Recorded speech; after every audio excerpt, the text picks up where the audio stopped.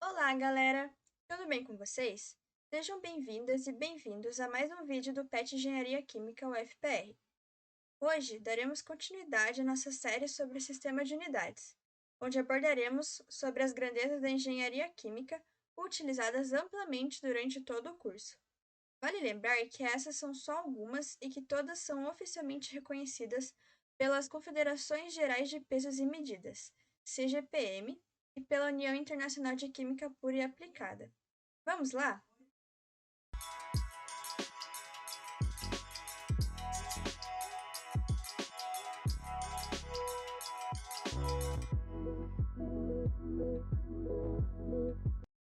Primeiramente, iremos falar sobre a quantidade de matéria. Trata-se da relação entre a massa e a massa molar de uma substância.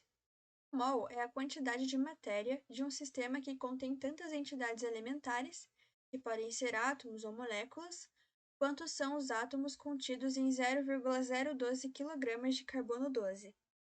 Esse número de átomos é igual a 6,02214 vezes 10 elevado a 23, o famoso número de Avogadro.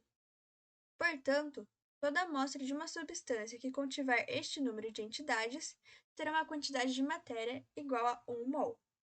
Quando se trabalha com quilomol, o número de Avogadro vai corresponder a 6,02214 vezes 10 elevado a 26.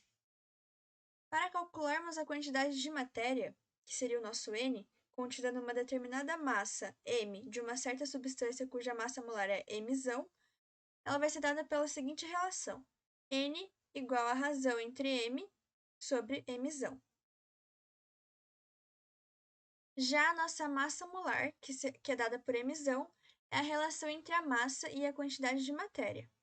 Então, por exemplo, a massa molar do carbono é de 12,01 kg por quilomol, enquanto a massa molar da água é de 18,016 kg por quilomol.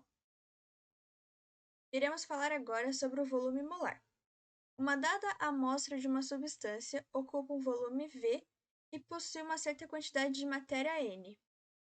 Essa relação entre o volume e a quantidade de matéria equivalente da substância tem o nome de volume molar. Essa grandeza, embora possa ser aplicada para líquidos e gases, é mais usual e conhecida para gases, onde temperatura e pressão são usadas para defini-lo. Outra grandeza muito utilizada em engenharia química é a da massa específica e volume específico. Uma dada amostra de uma substância de massa m quilos ocupa um certo volume. Essa relação massa por volume é a massa específica. Já a relação volume por massa é o volume específico, ou seja, uma grandeza é inversa da outra. Essa relação pode ser facilmente vista na seguinte tabela, em que temos a massa específica, que é φ igual a massa sobre volume, e o volume específico, que é V igual a volume sobre massa, justamente ao contrário. As unidades SI de cada uma delas seria quilograma por metro cúbico para a massa específica e metro cúbico por quilograma para volume específico. Bom, a massa específica é mais usual na engenharia, enquanto o volume específico é mais usual na termodinâmica. Vale ressaltar que massa específica é diferente de densidade. Densidade é a relação entre as massas específicas de duas substâncias, uma delas tomada como padrão. Outro ponto a ser tomado cuidado é que, como o volume é dependente da temperatura e pressão, a massa específica e o volume específico também serão. Agora vamos falar sobre a vazão ou taxa de escoamento. A taxa na qual uma quantidade de material é transportada através de uma tubulação de processo é a taxa de escoamento ou também vazão do material, ou seja, uma certa quantidade por unidade de tempo. A quantidade de uma corrente de processo que é transportada ou escoada através da tubulação pode ser expressa em volume, massa ou quantidade de matéria, dando origem assim à vazão volumétrica, que é o volume por tempo, à vazão mássica, que seria a massa por tempo, ou à vazão de quantidade de matéria, que é a quantidade de matéria por tempo. Outra grandeza da engenharia química é o fluxo de material. É comum expressar as vazões por unidade de área perpendicular ao escoamento. A essa razão se dá o nome de fluxo. Assim temos também o fluxo volumétrico, fluxo mássico e o fluxo molar do fluido.